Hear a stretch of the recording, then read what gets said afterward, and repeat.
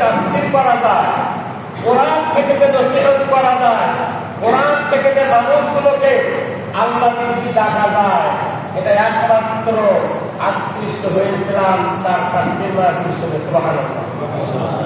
আল্লাহ রাব্বুল আলামিন পবিত্র কোরআনুল কারীমের মধ্যে যে আয়াত কারিমা তেলাওয়াত করেছি, এর অর্থ বলার পূর্বে আমরা শুকরিয়া আদায় করে নেব সেই আল্লাহকে, যে আল্লাহ রাব্বুল আলামিন আমাদেরকে সুন্দর একটি পরিবেশে এই জান্নাতের বাগানে এসে বসে আল্লাহ সুবহানাহু ওয়া তাআলার কুদরতে বায়াসদা দেওয়ার পর কোরআনুল কারীম থেকে নবী পাকের জবান থেকে কিছু কথা বলা এবং শোনার জন্য সুযোগ করে দিতেছেন।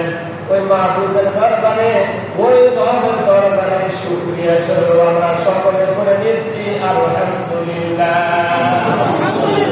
মুহাম্মদ বলে আলহামদুলিল্লাহ। আলহামদুলিল্লাহ ফজিলত আমি আপনাদের মাঝে বর্ণনা করেছি আজ থেকে আরো 3 মাস আগে, যেদিন প্রথম দিন এসেছিলাম এই আলহামদুলিল্লাহ ফজিলত বর্ণনা করেছিলাম।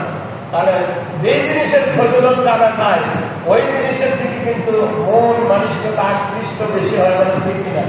ঠিক। কিন্তু আমাদের কিছু কমে গেছে, কি হয়ে গেছে? আল্লাহ রাব্বুল আলামিন এই আলহামদুলিল্লাহর মতো অক্ষর দিয়েছে 8টি, বলো তো কয়টি? জান্নাতের স্তর আল্লাহ সাজায় রেখেছেন 8টি। কোন বান্দা বান্দী যদি আমার মাহবুবকে, আমার আল্লাহ পাককে খুশি করার জন্য তাদের দিল থেকে জবান দিয়ে একবার শুধু তিলাওয়াত করে আলহামদুলিল্লাহ, এই 8টি অক্ষর তিলাওয়াত করার কারণে, 8টি অক্ষর জবান দিয়ে পড়ার কারণে ওই আলহামদুলিল্লাহ তিলাওয়াতকারী বান্দা বান্দী যে হোক, ছেলে হোক আর মেয়ে হোক, ধনী হোক গরীব হোক, ছোট হোক বড় হোক, কালো হোক আর ফর্সা হোক, কিনা দেখবে না আল্লাহ রাব্বুল আলামিন দেখবে তার অন্তর থেকে যদি জবান দিয়ে একবার পরে আলহামদুলিল্লাহ আল্লাহ খুশি হয়ে যায়। ওই আলহামদুলিল্লাহ তেলাওয়াতকারী বান্দা বান্দী ওই দিন দিনে হোক আর রাতে হোক যদি মারা যায়, আল্লাহ রাব্বুল আলামিন খুশি হয়ে তার জন্য 8টি জান্নাতের স্তরের সব দরজা খুলে দেয়।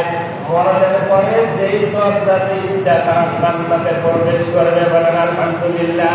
আলহামদুলিল্লাহ। কিন্তু এই আলহামদুলিল্লাহ করতে আমাদের ঝুঁকির কোনো কাজ। কেউ যদি জিজ্ঞাসা করে ভাই কেমন আছেন, আলহামদুলিল্লাহ, এক বাক্যে বলেন আলহামদুলিল্লাহ। কিন্তু আমরা কিন্তু তা বলি না, ভাই কোনো মতে কাছে আছি, কোনো মতে কাছে আছি। কেউ বলে ছেলে মেয়ের জ্বালা, কেউ বলে স্ত্রীর জ্বালা, কেউ বলে পাড়া প্রতিবেশীর জ্বালা, কেউ বলে প্রশাসনের জ্বালা, ঠিক কিনা? এরকম আছে না? নাই আছে। কিন্তু আপনি যে অবস্থায় থাকেন না কেন, আপনাকে আমাকে কেউ যদি জিজ্ঞাসা করে অথবা আমি আল্লাহ পাকের কোন নিয়ামত পেয়েছি, এই নিয়ামত মানে পাওয়ার সাথে সাথে সঙ্গে সঙ্গে আপনাকে আমাকে যেই বাক্য তেলাওয়াত করতে হবে তার নাম আলহামদুলিল্লাহ। এই আলহামদুলিল্লাহ নিয়ে আল্লাহ পাকের প্রশংসা করা যায়, এটা তাম বিশ্ববাসীকে জানায় দিয়েছে, শুধু বাংলাদেশকে না তাম পৃথিবীর মানুষগুলোকে বোঝানোর জন্য চেষ্টা